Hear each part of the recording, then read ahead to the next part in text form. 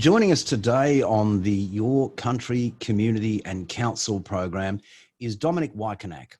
And Dominic is a proud Arab and Yippie man from the Torres Strait and South Sea Islands, and since 1999, 21 years, has been an elected member of local government at New South Wales Waverley Local Council. Dominic, thanks so much for joining us here on the program and sparing the time in what I know is very busy time for you right now. No, it's all right, Charles. Happy to help. Dominic, 21 years working in, or as an elected member in local government, that's a fairly hefty load on anyone. What made you decide in those early days to run as a local councillor? I had come from a family who have been active, I suppose, in community affairs. So my mother and father were active in a group called One People of Australia League, Yep. OPAL, OPAL, and that's in Queensland, around Mackay, which is Yubara country. And that's where our family centres from, besides the islands. The job I had was, as a kid, to sell raffle tickets to help fundraise for OPAL and this community group. Yeah. And often I found myself outside the TAB with other kids who were likewise volunteered into selling raffle tickets for our parents' organisation. My father was a long-time local council worker, like 30 years or something like that, like a lot of families.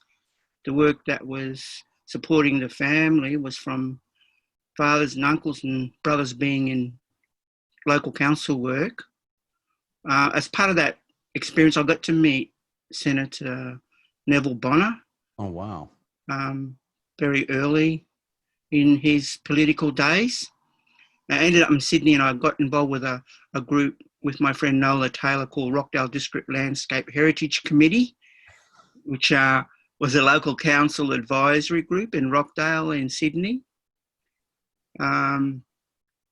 When John Howard came to power in his government, he brought in amendments to the Native Title Act. I had just left the public service, intent on working in the private sector as a native title consultant.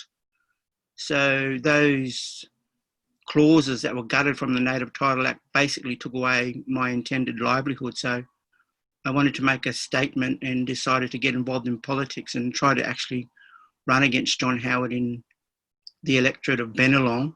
Through that process, I got involved with other parties who asked me to become a member of their parties. Nola Taylor and I did. And I ran in a local government election in the Bondi ward for Waverley Council when the incumbent councillor didn't want to run anymore and they asked for people who were interested. And on the first request, I said, I just keep quiet. I am interested. I'm not going to say anything because I was new to that group. So they said, well, we won't have anyone and we'll just ask again. So I thought, well, I'll just volunteer now and other people will do the same and then I can drift back into the background again. So they asked again and I thought there'd be a few of us, but I was the only one to put my hand up. And even then I didn't think I would get elected. I got elected and like you just said, 21 years later, I'm still doing that work and enjoying it. I think starting off in the electorate of Bennelong, which is actually where I was born and spent the first 21 years of my life. Yeah, I used to live in Gladesville in New South Wales, fair square in the middle of Bennelong country. Wow. So I know that quite a number of people tried to go up against John Howard, but he was well entrenched there, very much on the seat. Yeah. I actually had to go and live in the Lane Cove National Park because I was living out of my car. I was on the dole and I was living out of my car. So you have to have an address in the electorate. So I had to put down the Lane Cove National Park, Caravan Park, as my address. Yes, I know that place quite well, as a matter of fact. It's a great national park right in the middle of Sydney. It's sort of a secret, untouched place in some ways. So once you got into local government, what sort of surprises or even was there some form of any shock? It was like culture shock, political shock,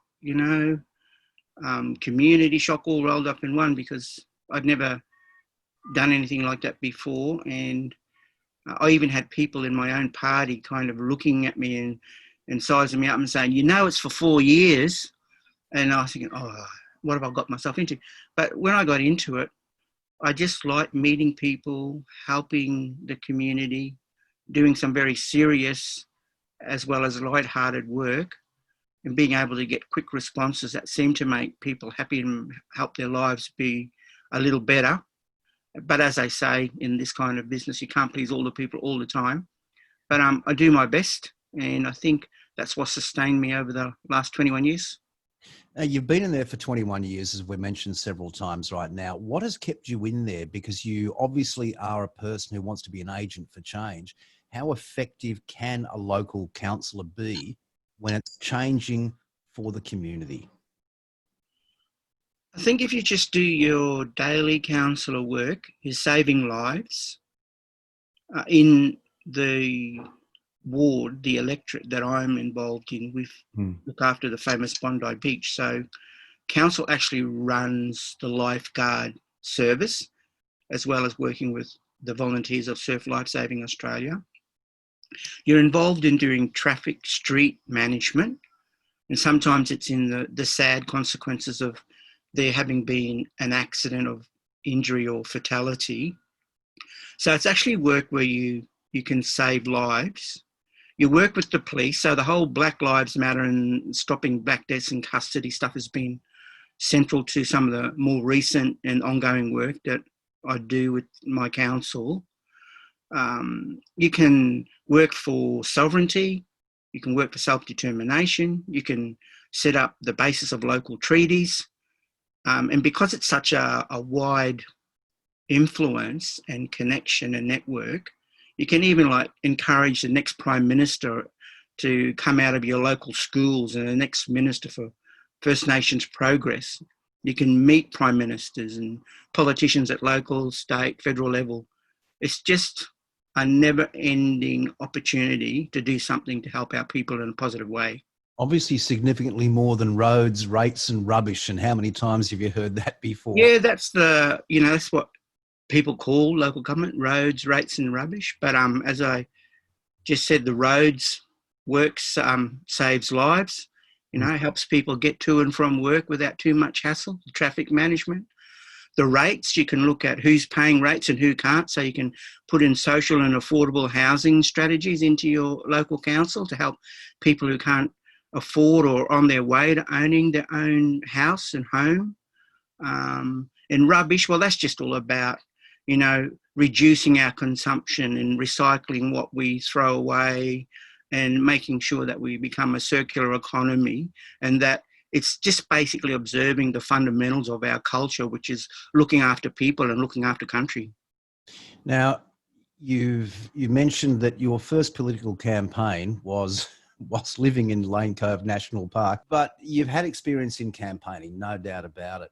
For our mob down here in Victoria, have you got advice or tips on how to run a campaign? And it's pretty difficult right now, of course, because of COVID-19 restrictions. Yeah. Any general advice or tips you could share? Oh, well, because of COVID, it's actually made some of the people like me who are basically computer and technologically illiterate turn to social media means for campaigning.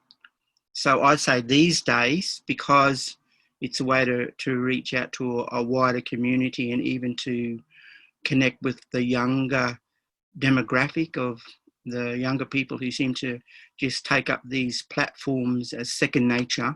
Yeah. Important to have social media knowledge and have someone with you who can help you with social media, because once you start campaigning, you're basically doing things that you need almost to be followed by someone who has the time to social media what you're doing. So it's just basically about checking in with your neighbours and the neighbourhood's feelings about what they think the local council should be doing, is doing. You connect with as wide a range of people in your networking as you can manage. If you're lucky enough, you can work with a current or an outgoing or even a former councillor. Some councils have volunteer advisory committees, both for our mob and just for general issues. So you could attend or see what those committees have been talking about to the council, so you get an idea of the issues that are of more concern to the local people. So connecting with those sorts of networks helps you understand what people are looking for the council to do, and you can run a campaign quite easily on social media. The rest of it, I suppose, is just getting known and being genuine about listening to people, deep and active listening, because often people will gripe about something that if you listen to them, even if you can't resolve it or solve it, there's often just a good reaction and a supportive reaction, because you're someone who definitely is interested in what they're interested in, and you took the time to listen properly to them and do your best anyway to do something about what they wanted to talk to you about. So we're talking about real empathy as well, and not just forced and fake empathy. Yeah, which is sometimes the kind of criticism people make, of politicians, that it's just a facade. And you're just doing it because you want to get this job of being a politician in whatever level of government, and that you're not really caring about the people that you're talking. They're just a way for you to get what you want. So people want to see these days, I think, especially because actually through social media, there's so much wider criticism and accountability held for people about what they do, that not being genuine and just having a facade, I think, is quickly seen through, and obviously disadvantages you if you want to be involved in politics and the democratic process in some way like that. Dominic, what do you actually find most rewarding? And obviously there are rewarding things, given you've been there for over 2 decades, but about being a local councillor. What keeps me going, I suppose, is the basic things about being able to help our people, help the community, and to see quick results about doing something that is of concern to those people. So that's what's kept me going for such a long time. Dominic, I want to thank you so much indeed for coming onto the YCCC project, and wishing you, your mob and your constituents all the very best during the coming times. Thank you, Charles.